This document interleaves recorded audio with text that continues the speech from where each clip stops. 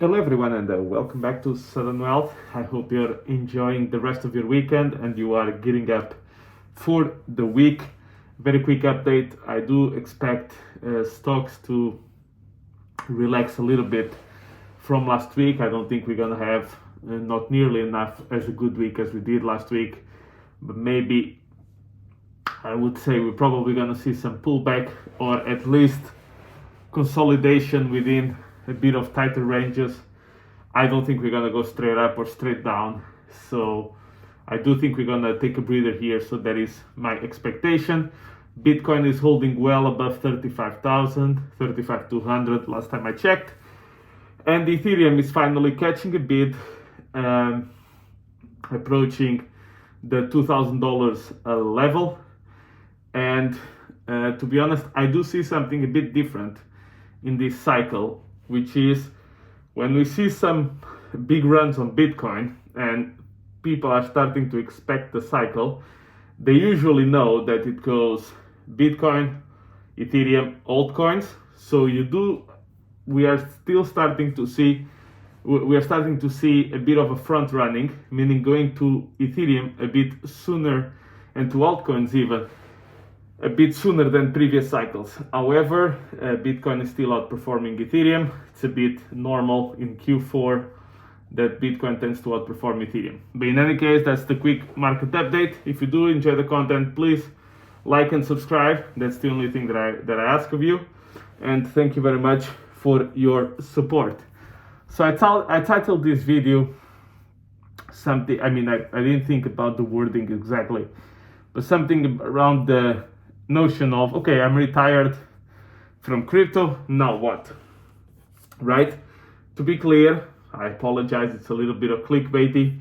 However, it's important that you visualize your goals in order to make them a reality. I hope within the next 12 to 18 months, give or take, that I will be able to retire from crypto.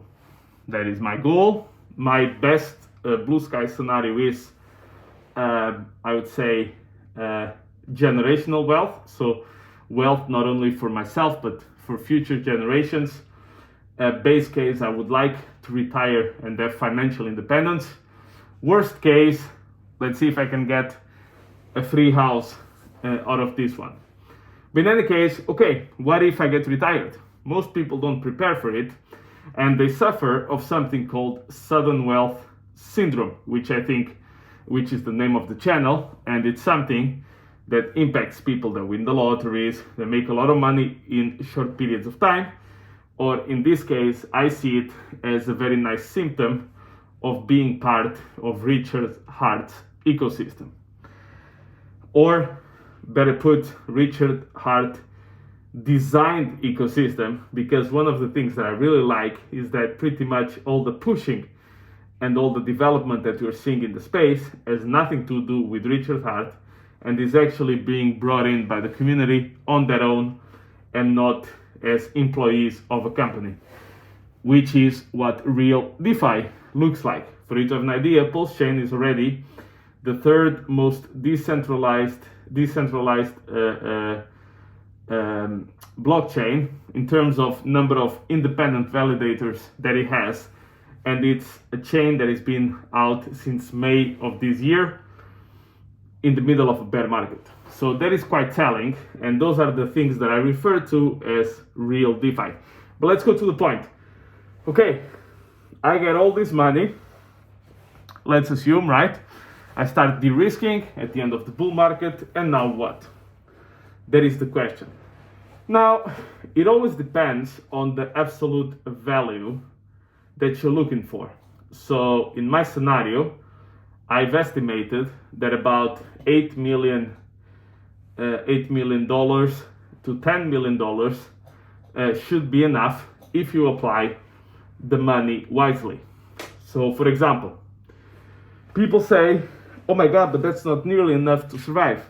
Well, if you go, and of course this will depend on the stock market, will depend on the interest rates, etc. So for example, if interest rates remain high, in my opinion, the best thing that I can do with that money is to put it into a money market fund.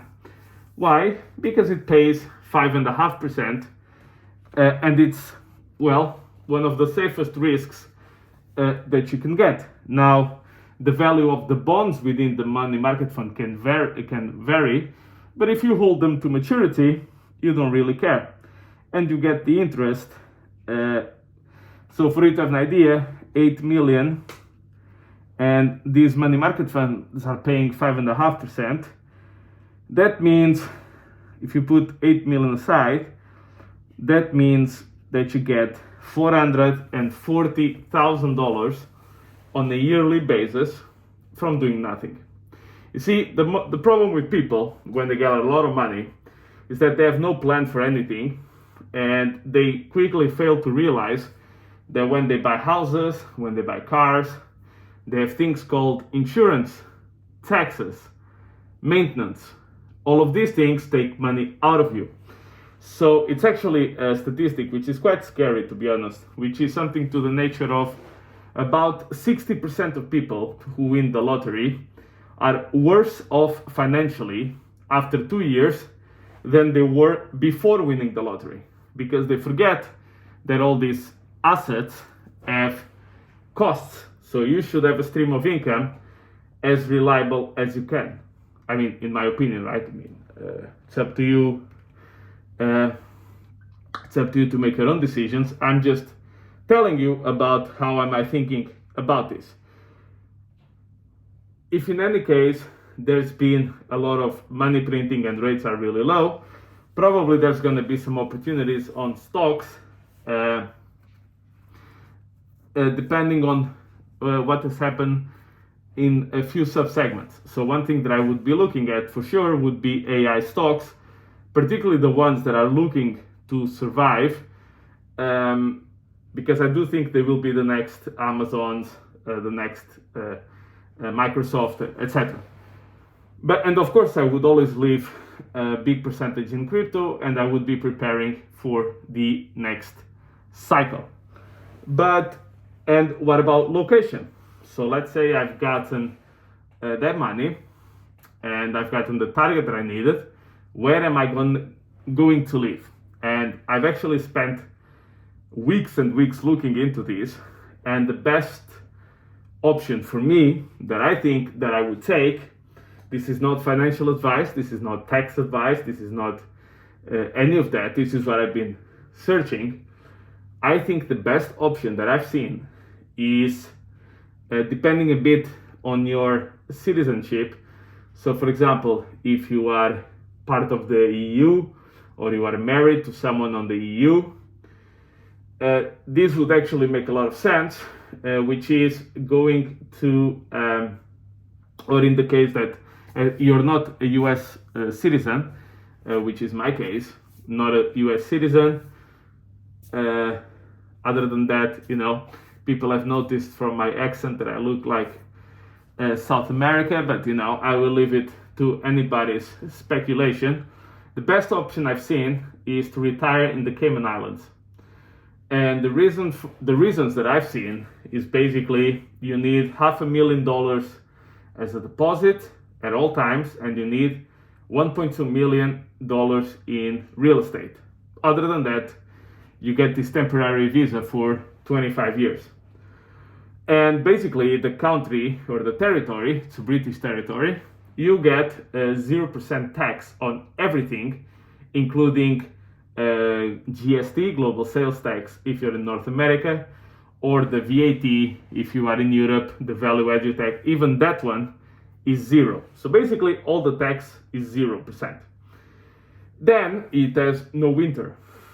I mean, the temperature is always great. It is the place in the Caribbean with less hurricanes of them all, even less than, well, Florida is not really the Caribbean, but it's way less than Florida, for example.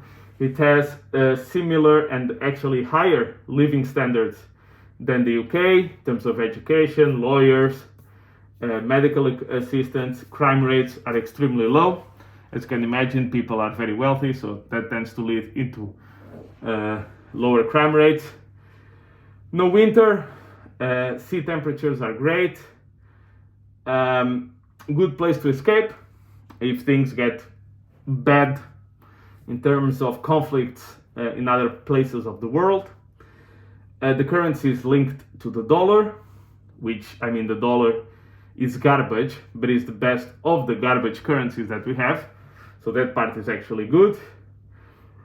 And here is the kicker. You only need to be there 1 month per year. Now, this is very important, you see, because some people have said, oh, I would like to live in Monaco, I would like to live in Dubai, I would like to live in Andorra, I would like to live in Gibraltar, so all these tax haven places, right? Now, the issue with it is, for example, Monaco, you need to be there 6 months and 1 day. I mean, I don't know about yourself, but to me that would be extremely boring, like to be tied up in the place for 6 months and 1 day every single year forever, because otherwise you don't count as a resident, as a citizen. So in that context, the fact that I just need to be 1 month in the Cayman Islands, or 1 day if I go for the full visa, you just need to be there 1 day, but I think 1 month is good enough. 25 years of temp visa is also good enough. In my opinion, gives all the freedom to live someplace else in the world, and it also gives you something which can be very valuable. It gives you, after 6 years, you get a British passport, which can be very good because in 20-30 years time you don't know which side of the world is going to be best.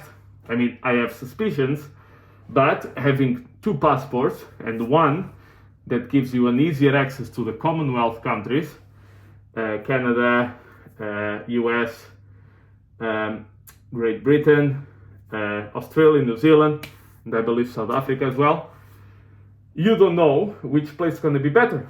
So having the double passport can be very interesting.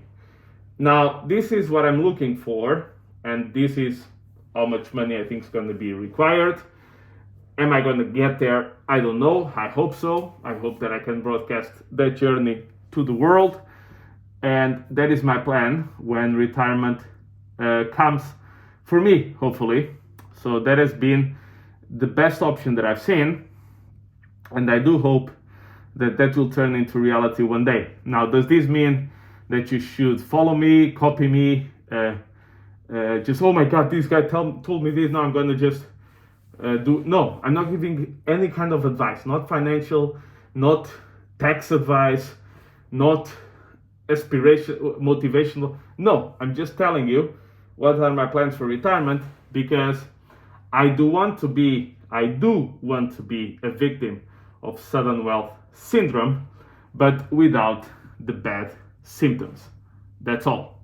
And these things are important to consider, because I've seen a lot of people actually all of a sudden get a lot of money on their hands, squander it all, and after 3 years they are so depressed because they had everything they could hope for. They had no plans, no financial literacy, just go all blindly into stuff, and then all of a sudden they were like burning through, $150,000 per month just on ongoing expenses around all the assets they purchased. I mean, there was even a very famous lady that won the lottery in, I think, Great Britain, and she basically had this farm in the middle of nowhere, and she bought a Ferrari, and she lived in a place and she had no access to roads.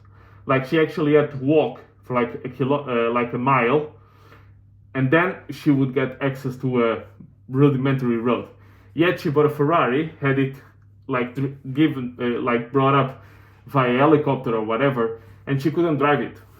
I mean, this is just an example, right, of stupid things that people make. But in any case, that's my plan, guys. I hope to see some like and subscribe. I hope to see some comments. If you think that I'm an idiot, please call me an idiot. It's up to you. So thank you very much for your time, and I'll catch you in the next one.